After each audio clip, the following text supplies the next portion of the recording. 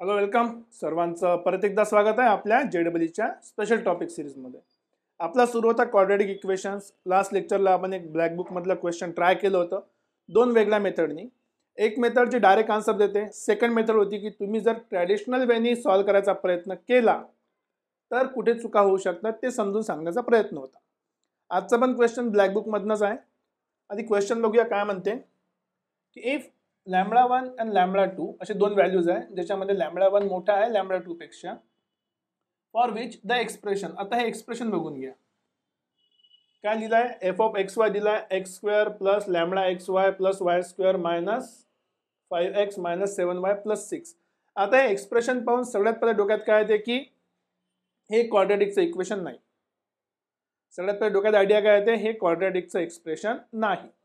पण याला जर क्वाड्रॅटिक म्हणून सॉल्व करायचं असेल तर आपल्याकडे एक पद्धत काय, आपण ॲज्युम करतो की लेट्स से ॲज्युम की it is a function of x, असं एक्सचं फंक्शन म्हणून ॲज्युम करतो. अँड जो वाय आहे या वायला आपण इन्क्लूड करतो in the terms of as constant आणि कोएफिशियंट ऑफ एक्स सारखं. ठीक आहे, मी तुम्हाला लिहून दाखवतो थोड्या वेळानं. पण आधी आपण डायरेक्ट इथे न जाता दुसऱ्या वेवन जाऊ. काय म्हणते की हे आपल्याला भेटलं इक्वेशन जे क्वाड्रॅटिकशी बिलकुल रिलेट करत नाही. ओके, बाय क्वाड्रॅटिक म्हणजे दोन व्हेरिएबल मध्ये क्वाड्रॅटिक आहे ते. So it can be resolved into as a product of two linear factors. आता दोन जर लिनियर फॅक्टर घेतले तर समजा एक फॅक्टर आपलं एक्स आणि वाय मध्ये काय असणार आहे, y is equals to ax plus b आणि दुसरा y इक्वल टू काय असणार cx प्लस डी. अशा प्रकारचे दोन फॅक्टर असतील. ऑब्वियसली तुम्ही तर मायनस करू शकता इथे इक्वल टू 0. आता बघा हे इक्वेशन किंवा हे इक्वेशन हे काय इक्वेशन ऑफ लाईन आहे. म्हणजे बेसिकली आपल्याला या फंक्शन पासून दोन लाईनचं इक्वेशन तयार करायचं आहे. मग जर दोन लाईनचं इक्वेशन आलं तर आपण कुठे पोहोचलो, आता क्वाड्रॅटिक पासून डायरेक्ट आपण पोहोचलो पेअर ऑफ स्ट्रेट लाईन मध्ये. मग दिलेलं जे आपलं इक्वेशन आहे की इक्वेशन काय म्हणते x² plus λxy plus y² minus 5x minus 7y plus 6 हे जे आपलं इक्वेशन आहे याला इक्वल टू 0 ॲज्युम केला आपण. हे जर पेअर ऑफ स्ट्रेट लाईनचं इक्वेशन असेल, if it is a pair of straight line. का बरं पेअर ऑफ स्ट्रेट लाईन, कारण की त्याचे दोन फॅक्टर बनले पाहिजे म्हणते exactly. If it is a pair of straight line तर हे इक्वेशन कुठल्या प्रकारचं असलं पाहिजे, हे इक्वेशन आपलं असलं पाहिजे ax² plus 2hxy plus by² plus 2gx plus 2fy plus c equal to 0 या प्रकारचं असलं पाहिजे. म्हणजे दोन्ही इक्वेशन काय रिप्रेझेंट करते, पेअर ऑफ स्ट्रेट लाईन.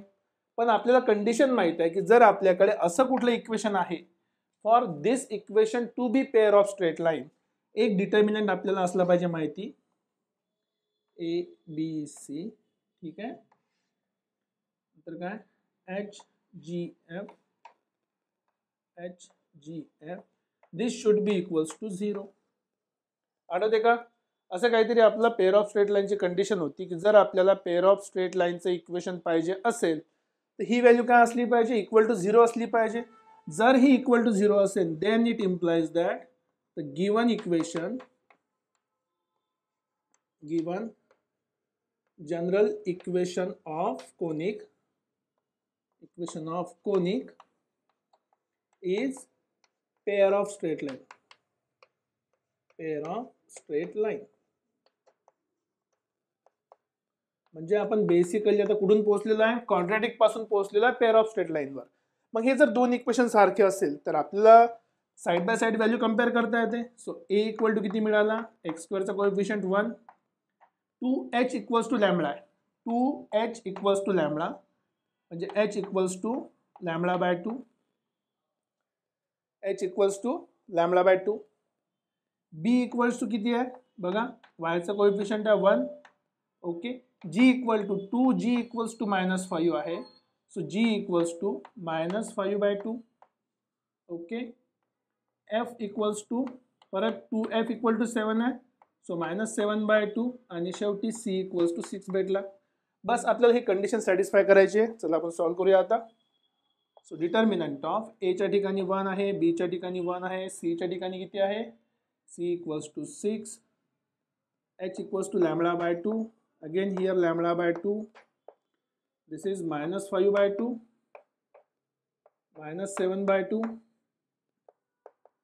-5/2 आणि -7/2. This determinant should be equals to 0. तर या डिटर्मिनंट सॉल्व केला की आपल्याला आपलं सोल्युशन भेटेल. ही आयडिया आपल्याला भेटली कुठनं, पेअर ऑफ स्ट्रेट लाईनच्या कंडिशनवरनं. डिटर्मिनंट डायरेक्टली सॉल्व करतो मी. मला ते a b c -2 times f g h तो मी फॉर्म्युला यूज करणार नाही. मी डायरेक्ट एक्सपांड करतो. So 1 into 6 6 minus cross multiply 49 minus minus plus झाला divided by 4 minus second term that is λ/2. परत रो आणि कॉलम गेलाय. 6 इंटू λ/2 म्हणजे 3 लॅम्बडा अँड हा झाला आपला -35/4 third term that is plus -5/2. परत रो आणि कॉलम कॅन्सल. -7 λ/4 आणि minus minus plus 5/2 equals to 0. ठीक आहे. सिम्पली एक्सपांड केलं विनाकारण काही जास्त एक्स्ट्रा काम नाही करायचं. 24 - 49 so -25/4 minus 3 λ/2/2 minus minus plus 35 λ/8 right. Plus into इकडे मायनस मायनस प्लस झाला. Again 35 λ/8 again plus into minus minus 25/4 equals to 0. ठीक आहे. दोन सिमिलर टर्म दिसतात. हे दोन टर्म सिमिलर आहे, ह्या दोन टर्म सिमिलर आहे. तर उरलेल्या टर्मचे किती हाफ होईल. सो हा बेसिकली झाला. सिम्प्लिफाय करू शकता. 24 24 50 50/4 मीन्स अगेन 25/2. सो हा झाला -25/2 मायनस 3 λ/2/2 प्लस दोघांचे ॲडिशन करा. हा बेसिकल झाला 35 λ/4 इक्वल्स टू 0. याला सिम्प्लिफाय करायला मी काय करतो, 4 ने मल्टिप्लाय करतो कारण की सगळ्या ठिकाणी 4 आहे डिनॉमिनेटरमध्ये. 4 LCM आहे आपला. 4 ने मल्टिप्लाय केला. बेसिकली -4 ने मल्टिप्लाय करतो म्हणजे मला लॅम्बडा काय भेटणार, एक पॉझिटिव्ह भेटणार. सो मायनसने मल्टिप्लाय केलं 2 आणि 4ला मल्टिप्लाय केलं तर वरती 2 आलं. 2 × 3 6 λ². ठीक आहे. इथे मायनस झाला 4 4 कॅन्सल. सो 35 लॅम्बडा आणि या मायनसचा परत प्लस झाला 2 times 25 that is 50 equals to 0. आता याला जर आपण सॉल्व्ह केलं तर आपल्याला आन्सर काय भेटणार, लॅम्बडाची व्हॅल्यूज. इझी आहे. काय करायचं बघा. आपल्याला फॅक्टर काढायचे. आपल्याकडे नंबर आहे 50 × 6. ह्या नंबरचे फॅक्टर काढायचे. दोन्ही पॉझिटिव्ह आहे म्हणजे एक तर दोन्ही आपले आन्सर पॉझिटिव्ह असेल किंवा दोन्ही आन्सर निगेटिव्ह. मधातली टर्म सांगते की दोन्ही आन्सर निगेटिव्ह असले पाहिजे. मग याचा फॅक्टर आउट करू आपण. चला 6 मीन्स 3 × 2, 50 मीन्स 5 × 5 25, 25 × 2 टाइम्स 50. दोघांचे ॲडिशन करायचे. मी काय करणार बघा. 5 × 3 झाले 15 आणि हा झाला 20. So basically this is 15 × 20 right. So basically -15 × -20 जर मी केलं तर मला काय भेटणार आहे, ॲडिशन 35 आणि मल्टिप्लिकेशन 300. इझी आहे. म्हणजे माझा एक फॅक्टर झाला 6 λ² -15 lambda -20 lambda plus 50 equals to 0. यातून कॉमन काढतो मी 3. सो 3 लॅम्बडा कॉमन काढला. इथे राहिला किती 2 लॅम्बडा -5. इथे अगेन मायनस मी काढतो 10 कॉमन काढला तर अगेन 2 लॅम्बडा -5 इक्वल्स टू 0. झाले माझ्याकडे दोन फॅक्टर. एक झाला 3 लॅम्बडा -10. दुसरा झाला माझ्याकडे 2 लॅम्बडा -5 इक्वल्स टू 0. राईट. दोन फॅक्टर मिळाले जे आपल्याला पाहिजे होते. आता हे दोन फॅक्टर आपल्याला यूज करायचे आहे. कुठले कुठले. पहिला फॅक्टर आहे 3 लॅम्बडा -10 आणि दुसरा आहे 2 lambda -5 equals to 0. So basically मला दोन व्हॅल्यूज मिळाल्या. λ1 equals to 10/3 and λ2 equals to 5/2.